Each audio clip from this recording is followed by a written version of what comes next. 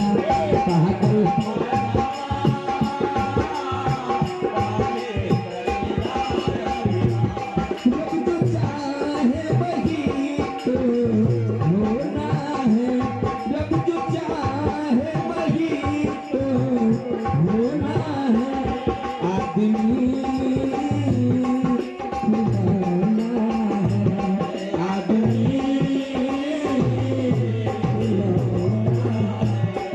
खिलौना बा कि दुनिया खिलौना बा।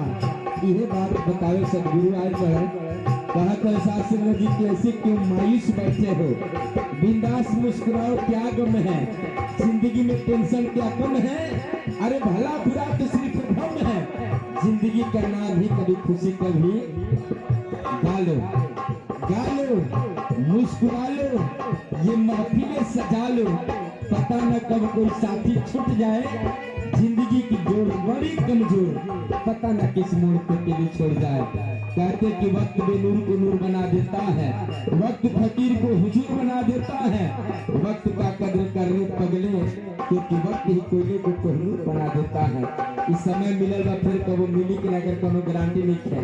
ऐसे लास्ट में बीता बल धन रूप जवानी समय बीती चल जाई, ज्ञान गुरु के भवसागर से कहके पार लगाई, बीता बल धन रूप जवानी समय बीती चल, ज्ञान गुरु के भवसागर से।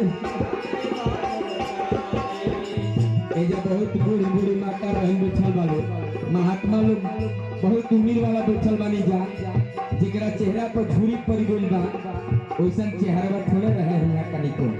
इहो के वो जमाना रहे कि चमकत रही सासुर जी, लेकिन वक्त किसी को छोड़ा नहीं, जगह पे लाकर मोड़ दिया सासुर जी।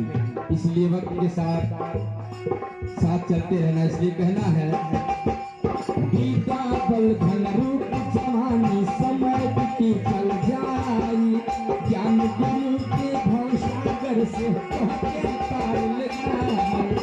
आमर सदगुरु आपके तीन रखनी है आत्ममंथन, ऐसे कहे के बाद अपने के जाना पतिया के मानो, अपने के जाना पतिया के मानो, अपने के जाना पतिया के मानो, मति बना मन जाए पागल मानवा, काहे के करो माया बिना पागल मानवा, काहे के करो माया बिना। सतवा का बने जी प्यार से कहना शासन जी प्यार से कहिए। धन्यवाद जी, समय बिल्कुल समाप्त हो गया है। और हमारे महात्मा अजय कुमार जी जो आज पिता